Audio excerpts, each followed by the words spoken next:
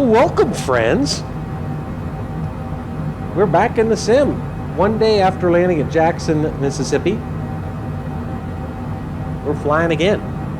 It's Friday, 11:23 here on the West Coast, 1:23 here at our current location. We took off from Jackson 2 hours and 8 minutes ago, and I vowed to start using more of these camera views I've got. 2 hours, 8 minutes, 42 seconds ago. We're descending, already cleared down to 3,300 feet. We're at 14.7, 48 miles out from the airport, so we'll shallow our descent rate here a bit. 1,500 feet per minute. And we'll slow to 275. Rain, as you can perhaps see here on the windscreen. Where are we going? Well, we're going to Duluth, Minnesota, KDLH. Assuming the sim cooperates and we don't get a CTD. It's about a 1,200 mile flight. About 2 hours and 20 minutes.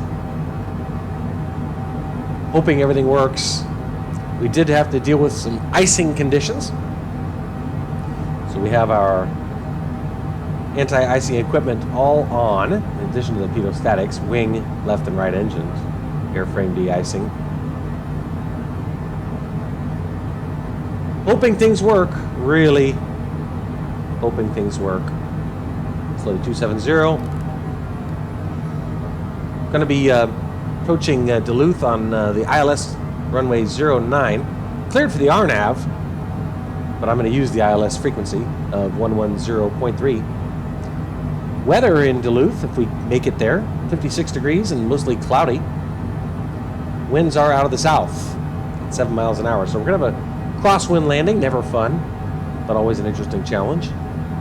Moving to 265 as we pass 12,300 for 3,300. That's our approach. We've been cleared by approach to 3,300. Approach course 093, airport elevation 1428. 125 decimal for 5 Cessna Tree Bravo Whiskey. Now you may have just noticed Duluth approach Cessna November Tree 4 Tree Bravo Whiskey is passing 11,900. We're not hearing ATC. 3,300 feet. So that old bug where ATC stops talking to you and you can only hear your transmissions to them is back.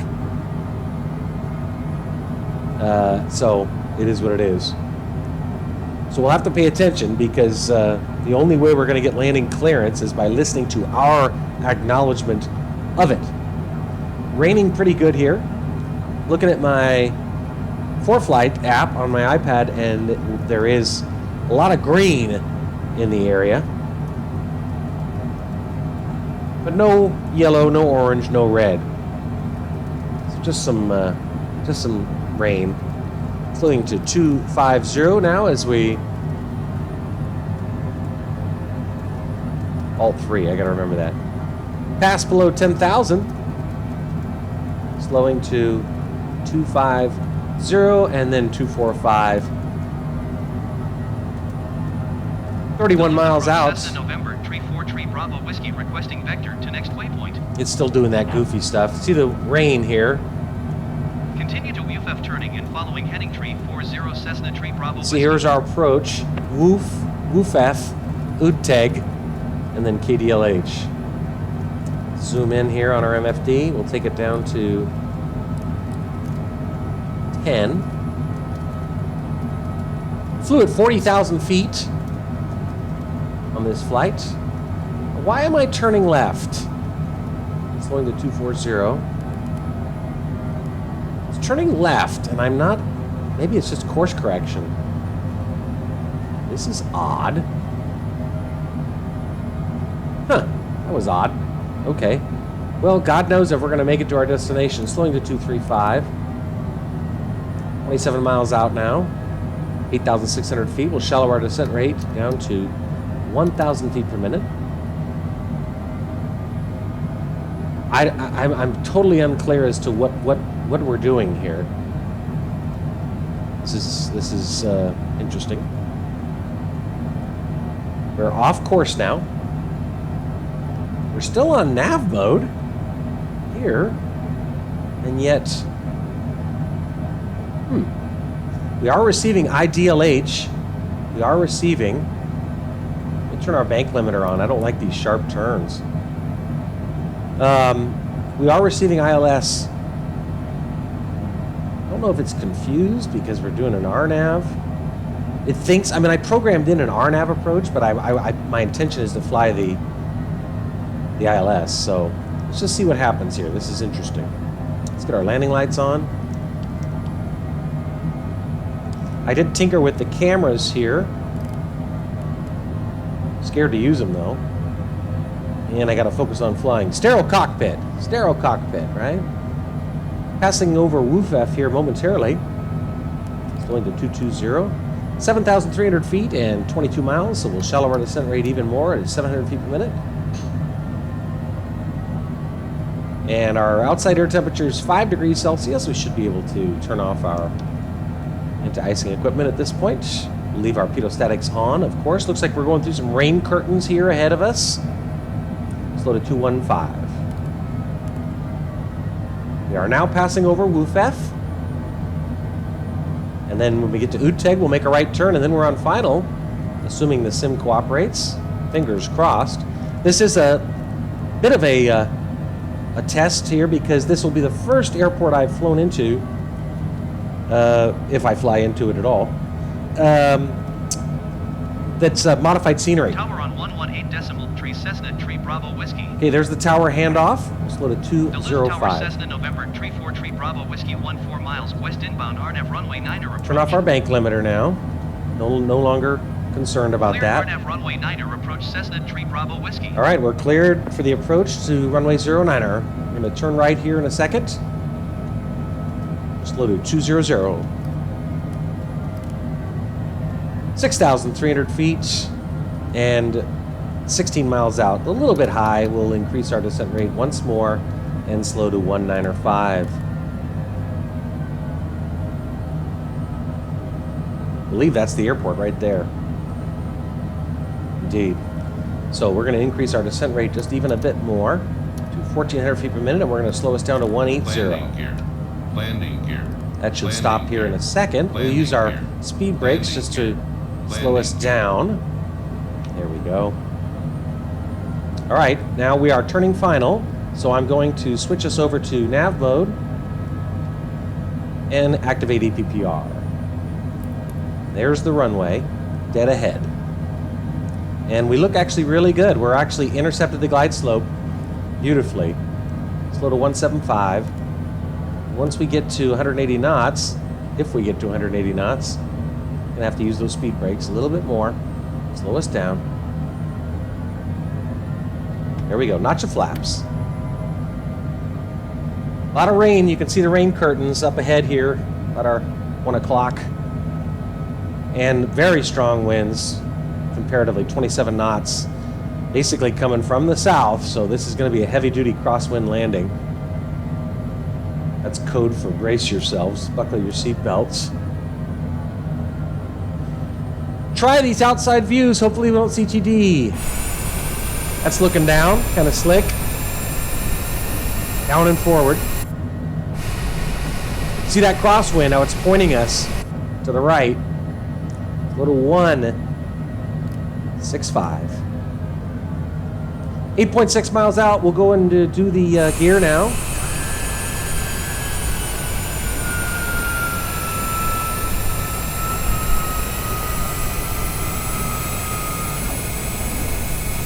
Pretty slick view if you ask me.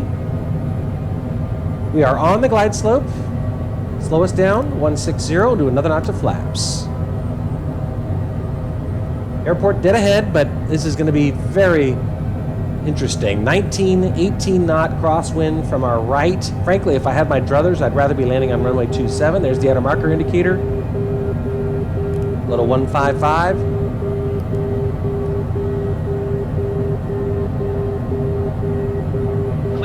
Runway 9er Cessna Tree Bravo Whiskey. All right, now it's going to be a combination of being petrified about a CTD and also a crosswind landing, which is a challenge on a good day. The longitude has a maximum 15 knot full crosswind limit. And we're at 16 knots here aloft, here at 2,800 feet. So this could be very interesting. So to 1, 3, 6. And we'll do another final notch of flaps. Oh, boy, it stuttered there for a second. I almost had a heart attack. You can see how the aircraft's pointed to the right. 3 mile final. Oh boy. All right, we got full flaps, gears down. Runway's dead ahead. Trying to see if the modified scenery is showing up. All right, switch to our landing mode, landing view mode. Disconnect the auto throttle.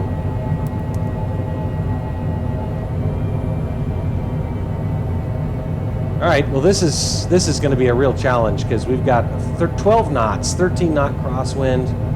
Basically, it's going to be blowing us left. We're going to have to do some major league crabbing here.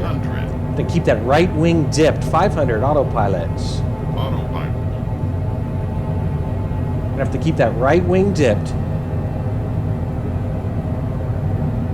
Little right of center line. That's okay though because we're gonna get blown left. No Vossies or Poppies visible, but we are on. I'm looking at the flight slip indicator on the PFD. This is not going to be pretty. I hate to make gloomy predictions, but inner marker indicator, runway 9 confirmed.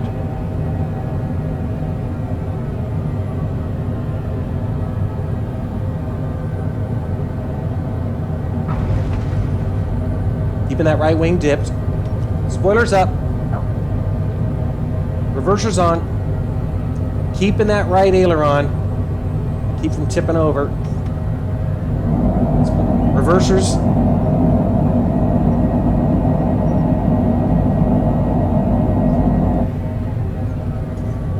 Well, friends, all things considered, I think that went pretty well. And the modified scenery is working. You see that giant American flag over there on the right. And this is modified scenery. There's military aircraft. Okay, well, friends, let's go over to ground and taxi to parking. We'll go outside, bring our barn doors in. Spoilers are down. Flaps are retracted. Welcome to Duluth. Local time, 1:36 p.m. Landing lights off, taxi lights on, post lights off. And our parking's right there. Let's go ahead and zoom in on our MFD. I should have probably done that already.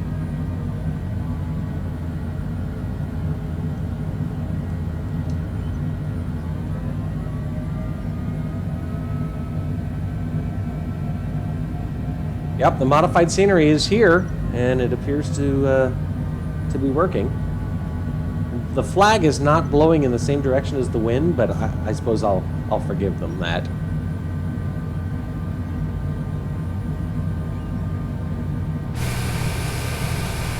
There's our parking space. Gotta stop that timer, I forgot that.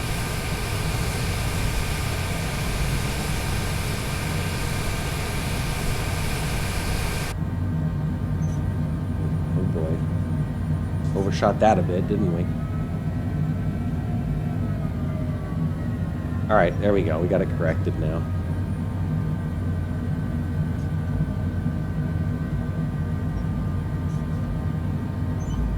All right, friends. Okay, parking brake. Right engine. Hedostatic. Outside. There we are. Yeah, we ended up parking all right.